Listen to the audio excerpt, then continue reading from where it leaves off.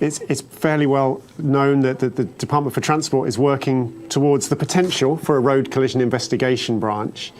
And I just wondered if such a thing were to emerge, we'd have no guarantees of the look and feel and shape of that, but if something were to appear, what might that help us achieve in terms of coordinating responses to incidents, providing that post-crash care, understanding how and why crashes happen on our roads?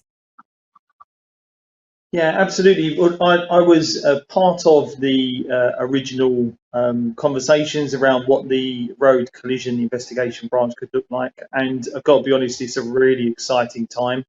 There's a huge amount of crossover in terms of different agencies that are involved already within understanding what causes and particularly root causes, and also what could be done to prevent road traffic collisions moving forward. I think it will be a very welcomed addition, definitely learning lessons from other investigation branches as well, which was part of the shared learning on the workshop that I participated in. And I genuinely think that what they will be able to do is to really explore in greater detail the root causes of accidents that are occurring, and also how individual and collectively partners can influence preventing those incidents from happening in the first place.